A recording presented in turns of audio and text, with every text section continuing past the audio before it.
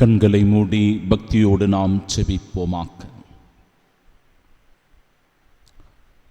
இந்த நாள் இறைவன் நமக்கு தந்திருக்கிற ஓர் ஆசீர்வாதமான நாள். நம்பிக்கையோடு இந்த நாளில் அடியெடுத்து வைத்திருக்கும் அன்பு சகோதர சகோதரிகளே, இன்று ஆண்டவர் உங்களை நிறைவாய் ஆசீர்வதிப்பாராக. இறை வார்த்தையின் வழியாக ஆண்டவர் மனம் விட்டு பேசுகிறார். மகனே, மகளே, நான் எப்படி உன்னை பாதுகாக்கிறேன், உன்னை வழிநடத்துகிறேன், உன் அருகில் இருக்கின்றேன், உன் தேவையை உணர்ந்திருக்கிறேன் என்பதை மிக தெளிவாக நமக்கு எடுத்துச் சொல்லி நம் ஆண்டவர் எப்பொழுதும் நம்முடன் இருப்பதை உறுதி செய்கிறது இன்றைய நாளின் முதல் வாசகம். நற்செய்தி வாசகத்தில் நாம் ஒவ்வொருவரும் ஆண்டவரை அனுபவிக்கிறோம் என்றால், ஆண்டவருடைய பிரசன்னத்தை தாங்கி வாழ்கிறோம் என்றால், அந்த நற்செய்தியை, அந்த இறை பிரசன்னத்தை பிறருக்கு வெளிக்கொணர்வது, பிறரிடத்தில் எடுத்துச் சொல்வது கிறிஸ்தவ கடமையாக இருக்கிறது என்பதை உணர்த்திச் சொல்கிறது. இயேசு ஆண்டவர் தன் சீடர்களை அனுப்புவது போல இன்று இந்த திருப்பலியின் வழியாக, இன்றைய நாளின் இறை வார்த்தையின் வழியாக உங்களையும் என்னையும் அனுப்புகிறார். உண்மையை அறிவிக்க, நீதி நேர்மையோடு நடந்து கொள்ள, அன்பை இந்த உலகத்தில் விதைக்க, அமைதியை ஏற்படுத்த, சமாதானத்தை கொடுக்க சகோதரனே, சகோதரியே, உன்னையும் என்னையும் இந்த நாளில் அனுப்புகிறார். நம்பிக்கையோடு ஆண்டவரின் துணையோடு அடியெடுத்து வைப்போம். இறை ஆசீர்வாதத்தை பெற்று கிறிஸ்துவின் சாட்சியாய் வாழ்வோம். ஆமென்.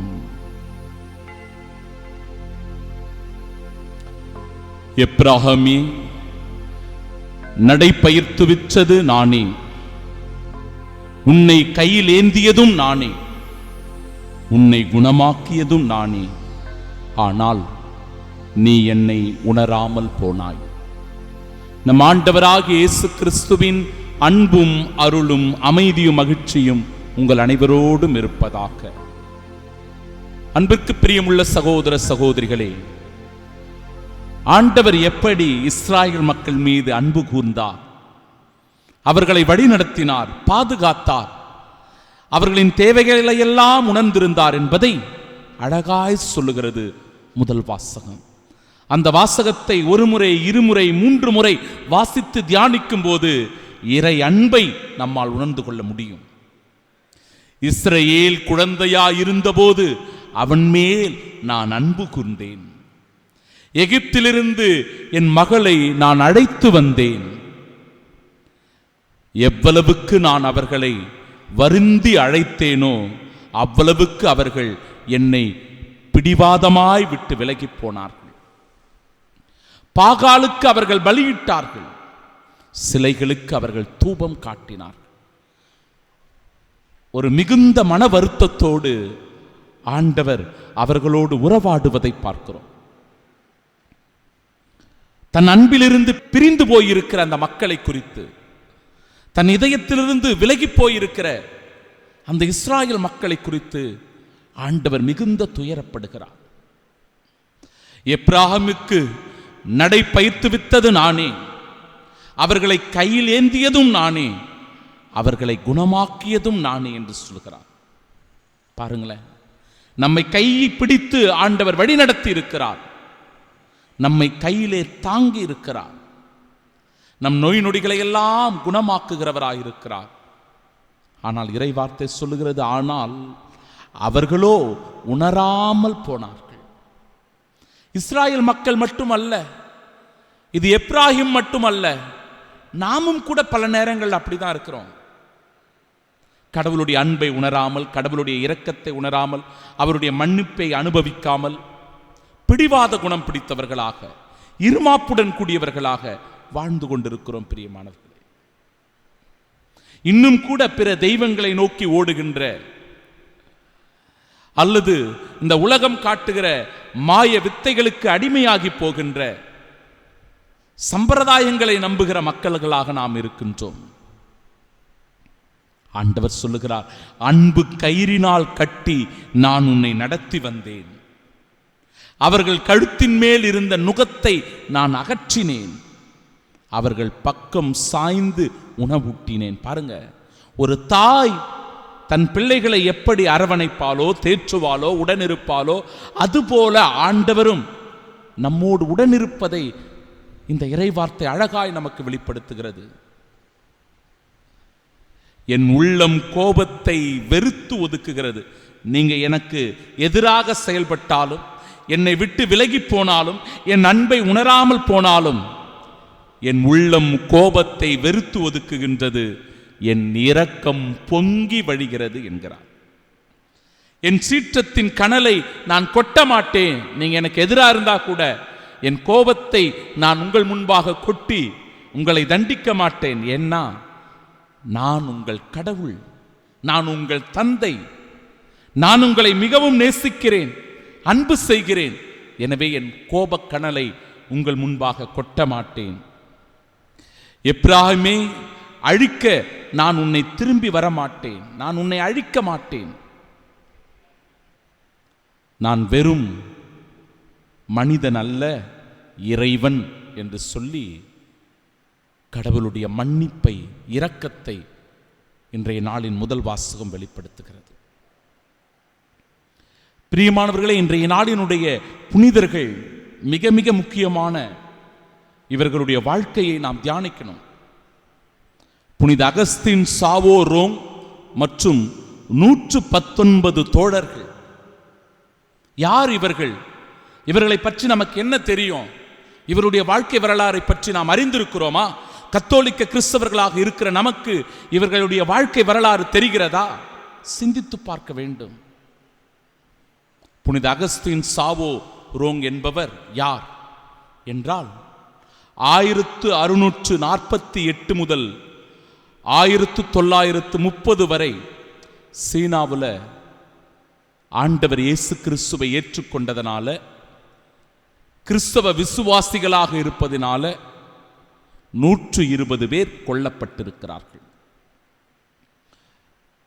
ஆம் அன்பிற்குரியவர்களே, கிறிஸ்துவுக்காக மறைசாட்சிகளாக இந்த 120 பேரும் மரித்திருக்கிறார்கள்.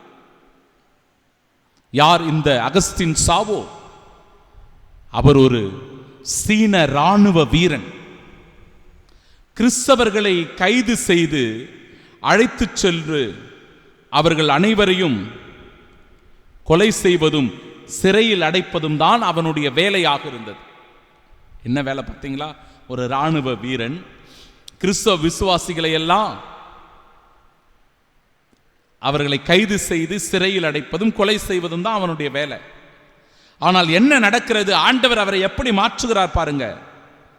மறைசாட்சிகளுடைய விசுவாசத்தையும் அவர்களின் சமாதான வாழ்க்கையையும் அவர்களுடைய மன்னிக்கின்ற நல் மனதையும் பார்த்து இந்த அகஸ்டின் சாவோ ரோங் மனதை மாற்றிக்கொள்ளுகிறார்.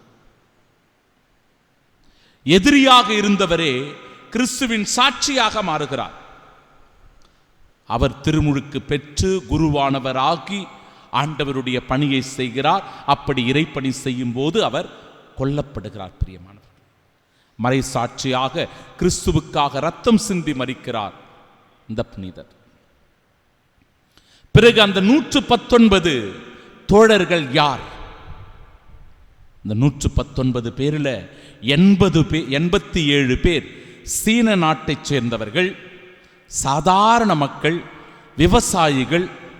அதுல 9 வயது பிள்ளைகள் கூட இருந்திருக்கிறார்கள், சின்ன பிள்ளைங்க கூட இருந்திருக்கிறாங்க. 33 பேர் தான் வெளிநாட்டைச் சேர்ந்த மிஷனரிமார்கள், குருக்கள், கன்னியர்கள், பொதுநிலையினர் அடங்கியிருந்தார்கள். ஏன் இவர்கள் கொல்லப்பட்டார்கள்? எதற்காக இவர்கள் கொல்லப்பட்டார்கள்? எப்படி இவர்கள் மறைசாட்சி ஆனார்கள்? 5 மிக மிக முக்கியமான விஷயம். 1, அவர்கள் ஒருபோதும் எல்லா சூழ்நிலைகளிலும் விசுவாசத்தை கைவிடவில்லை. 2வது, அவர்கள் எதிரிகளை மன்னிக்க முன்வந்தார்கள். 3வது, குடும்பமா இணைந்திருந்து சாட்சி சொன்னாங்க. 4வது, தங்களுடைய அன்பை, தங்களிடத்தில் இருந்த அன்பை செயலில் காட்டினார்கள். 5வது, மிக மகிழ்ச்சியோடு மரணத்தை ஏற்றுக்கொண்டார்கள்.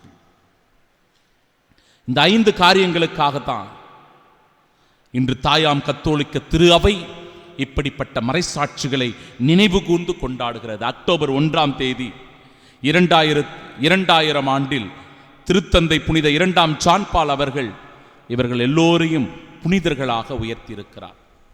அன்பு சகோதர சகோதரிகளே, இன்றைய நாளினுடைய நற்செய்தி வாசகத்திலும் ஆண்டவர் இயேசு தன் சீடர்களை அனுப்புகிறார். விண்ணரசு நெருங்கி வந்து விட்டது என பறைசாற்றுங்கள், நலம் குன்றியவர்களை குணமாக்குங்கள், இறந்தவர்களை உயிர் பெற்றெழச் செய்யுங்கள், தொழுநோயாளர்களை நலமாக்குங்கள், பேய்களை ஓட்டுங்கள் என்கிற அதிகாரத்தையும் வல்லமையையும் அவர்களுக்கு தருகிறார். கொடையாக பெற்றீர்கள், கொடையாகவே வழங்குங்கள். நீங்க எந்த வீடுகளுக்கெல்லாம் செல்லுகிறீர்களோ அங்கெல்லாம் அமைதி வாழ்த்துக்களை கூறுங்கள். உங்களை ஏற்றுக்கொண்டால் ஓகே, ஒருவேளை அவங்க உங்களை ஏற்றுக்கலையா, உங்களுடைய சொல் பேச்சு கேட்கலையா, உங்களுடைய கால்களில் படிந்துள்ள தூசியை உதறிவிடுங்கள். தீர்ப்பு நாளில் சோதோம் கொமோரா நகர்களுக்கு கிடைத்த தண்டனையை விட இவர்களுக்கு அதிகமாக கிடைக்கும், அதைவிட கடினமாக இருக்கும் என்று ஆண்டவர் சொல்கிறார். பார்த்தீர்களா அன்பிற்குரியவர்களே, கடவுளுடைய நற்செய்தியின் தூதுவர்களாக நாம் ஒவ்வொருவரும் வாழணும். திருச்சபை அங்கீகரித்து மறைசாட்சியாக கொண்டாடுகிற இந்த 120 பேரும் கிறிஸ்துவை அறிவித்தார்கள். தங்களுடைய உண்மை வாழ்வின் வழியாக, சாட்சிய வாழ்வின் வழியாக, இரத்தம் சிந்துதலின் வழியாக மறைசாட்சியானார்கள். நீங்களும் நானும் கூட ஆண்டவருக்காக உண்மையோடு, நீதியோடு, நேர்மையோடு, அன்போடு, இரக்கத்தோடு நடந்து கொள்ளும் போது கிறிஸ்துவின் சாட்சிகளாய் இந்த உலகத்தில் வாழ்கிறோம். அதற்கான வரம் வேண்டி செபிப்போம். ஆமீன்.